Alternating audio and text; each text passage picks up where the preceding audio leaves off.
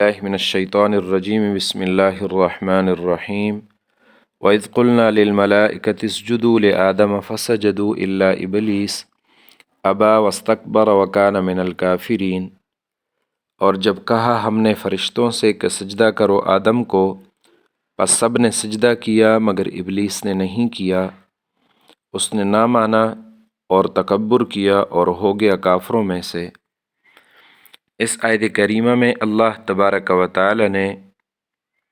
انسان کی فضیلت اور احترام کی مزید وضاحت فرمائی ہے کہ جب آدم علیہ السلام کو اللہ پاک نے پیدا فرما دیا تو اللہ جل جلالہ نے فرشتوں کو اور فرشتوں کے اندر رہائش رکھنے والے ابلیس کو، جو اس وقت عبادت میں لگا ہوا تھا،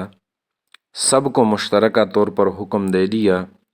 کہ حضرت آدم علیہ السلام کی تعظیم کرو اور سجدہ کرو حضرت آدم علیہ السلام کے سامنے۔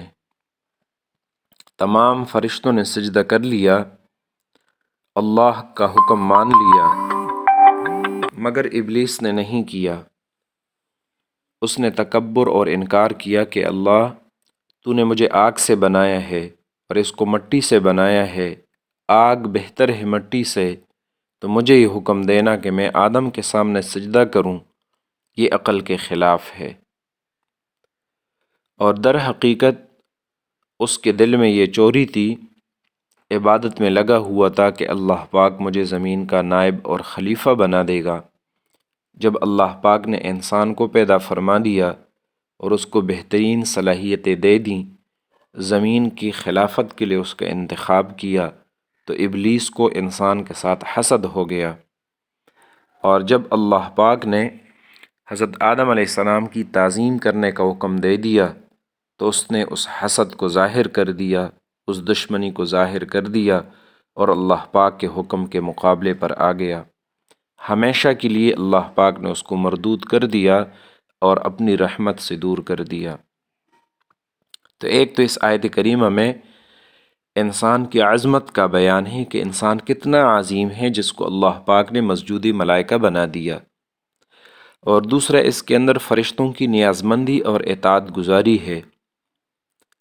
کہ نوری ہونے کے باوجود جب اللہ پاک نے ان کو حکم دیا کہ آدم کے سامنے سجدہ کریں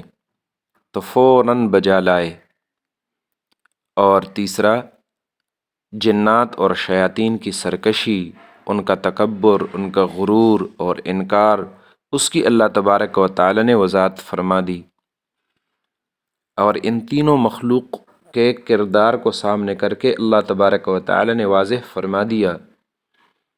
کہ زمین کی خلافت کا اہل اور مستحق کون ہے۔ حضرت آدم علیہ السلام کے سامنے فرشتوں کا حکم کرنا، وہ اس وقت اللہ کا حکم تھا اور فرشتوں کے ساتھ خاص تھا۔ اس سے کوئی آدمی یہ مسئلہ نہیں نکال سکتا کہ ایک انسان دوسرے انسان کے سامنے سجدہ کرے، کوئی انسان کسی قبر کے سامنے تعظیم کا سجدہ کرے، کوئی انسان فرشتوں کی عبادت کرے یا انبیاء کی عبادت کرے، غیر اللہ کی عبادت کرے، کیونکہ ان تمام باتوں کو اللہ تبارک و تعالی نے قرآن کریم میں اور نبی علیہ السلام نے اپنی مبارک ارشادات میں اس کو منع فرمایا ہے، سختی کے ساتھ اس کو منع فرمایا گیا ہے۔ دین اسلام میں نہ تعظیم کے لیے کسی کے سامنے سجدہ کرنے کی گنجائش ہے اور نہ عبادت کے لیے کسی کے سامنے سجدہ کرنے کی گنجائش ہے۔